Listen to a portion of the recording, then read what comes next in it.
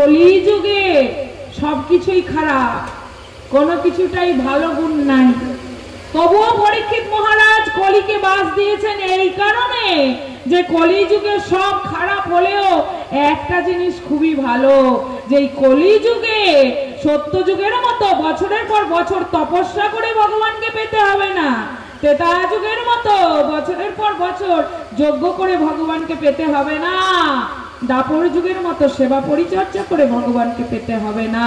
শুধু একবার প্রাণ ভরে ভক্তি ভরে যদি আমরা বলতে পারি হরে নাম হরের নাম হরে নাম হইব কেবলম কলেও নাস্তেব্য নাস্তেব্য গতির অন্যথা, যদি প্রাণ ভরে সেই 16 নাম 32 অক্ষর তারক ব্রহ্ম নাম আমরা উচ্চারণ করতে পারি, তাহলেই আমাদের গতিটা শুধরে যাবে।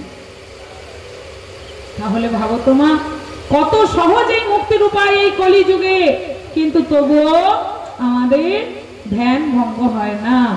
এসেছি মাগো, আমরা ভগবানকে যদি একটু ভালোবাসার মতো ভালোবাসতে পারি, ভগবানের নাম সুন্দর করে গিয়ে যেতে পারি, তাহলে আমাদেরকে মুক্তির আর অন্য কোনো রাস্তা খুঁজতে হবে না। তোমাদের এদিকে একটা ভজন হয় কিনা জানি না, আমাদের ওদিকে খুবই হয় ভজনটা, প্রভাতী ভজন। ভজ গৌরাঙ্গ কহ গৌরাঙ্গ লহ গৌরাঙ্গের নাম রে।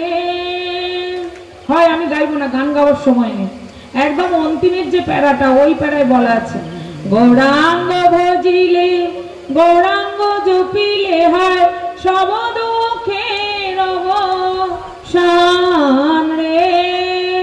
তাহলে গৌরাঙ্গ ভজলে গৌরাঙ্গ জপলে কি হবে?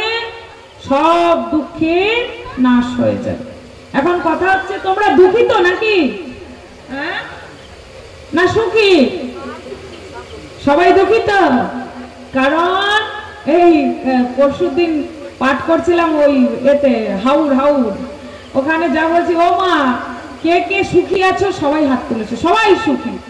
হতেই পারে না, এই জগৎ হলো, এই সংসার হলো দুঃখের আলয়, এখানে দুঃখ ছাড়া কখনো সুখ পাওয়া যায় না। তাই আমরা যারা এই সংসারে অধপতিত হয়েছি প্রত্যেককেই দুঃখ পেতে হচ্ছে, কিছু না কিছু দুঃখ পেতে হচ্ছে। 3টি দুঃখ, আদি দৈহিক, আদি দৈবিক, আদি ভৌতিক। আদি দৈহিক এই দেহের দ্বারা পাওয়া দুঃখ। বলতে পারবেন যে আমি নিরোগ আছি? কেউ বলতে পারবেন? কিছু না কিছু রোগ কারোর না কারোর শরীরে আছে, তাই তো? এটা হলো আদি দৈহিক। আদি দৈবিক দেবতাদের পাওয়া, এই যে কখনো অতিবৃষ্টি, আজকে যদি বৃষ্টি না হতো আরো ভক্তরা আসতো, বৃষ্টির জন্য আসতে পারলো না, এটা দৈবিক। আর হলো ভৌতিক। ভৌতিক মানে কি? এই যে কিছুদিন আগে করোনা এসেছিল, হ্যাঁ, আবার আসছে, এই রকম কিছু মহামারী, এগুলো হলো ভৌতিক। তাই কিছু না কিছু দুঃখে আমরা সদা সর্বদা জর্জরিত আছি।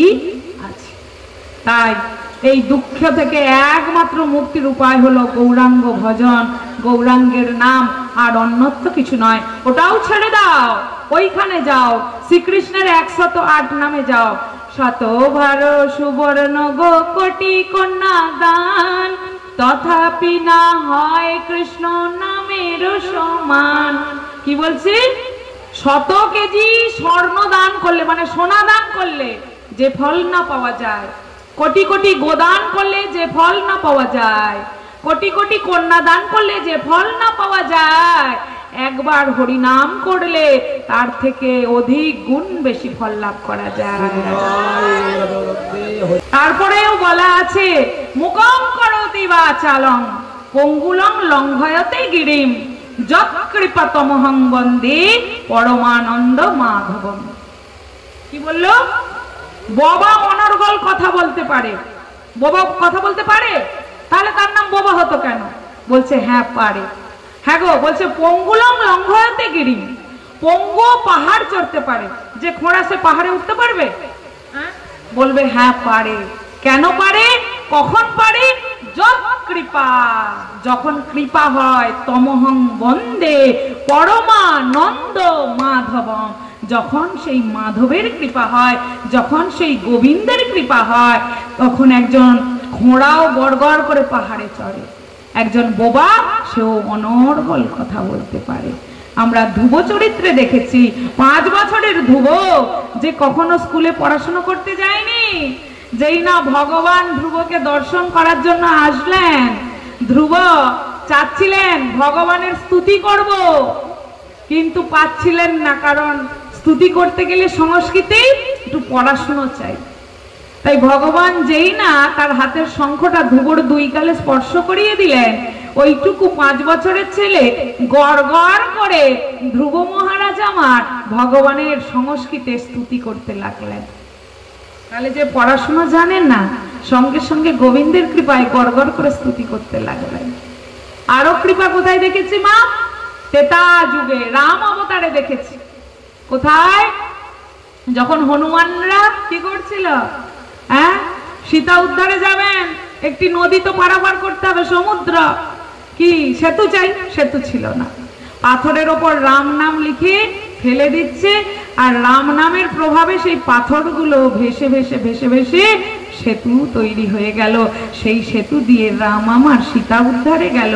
এখন কথা হচ্ছে, আমরা যদি পুকুরে একটা ছোট্ট ডিলও ফেলে দিই, ঢিলটা ডুবে যায়, ভাসে না, তাহলে অত বড় বড় পাথর কেন ভেসে গেল?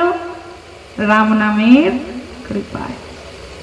আবার রাম ওই দৃশ্যটা দূরে দাঁড়িয়ে দেখছিলেন, কি ব্যাপার হলো, এত বড় বড় পাথর শুধুমাত্র আমার নাম লিখে ফেলাচ্ছে হনুমানের দল, আর পাথরগুলো ভেসে যাচ্ছে, তাহলে আমি একটা এদের মতো পাথর ফেলে দেখি তো পাথরটা ভাসে কিনা। তো রাম কি করলেন, ওই পাথরই একটা ফেলে দিলেন, পাথরটা ভাসলো না, ডুবে গেল। তখন রাম ভাবলেন, ওরে, আমার থেকে আমার নাম অনেক বড়। যে পাথরের নাম লেখা আছে রাম নাম, সেই পাথর ভাসে, কিন্তু যে পাথরটা রাম স্বয়ং নিজে জলে ফেলে দেয়, সে পাথর ভাসে না। তাহলে ভগবানের থেকে ভগবানের নাম অনেক বড়।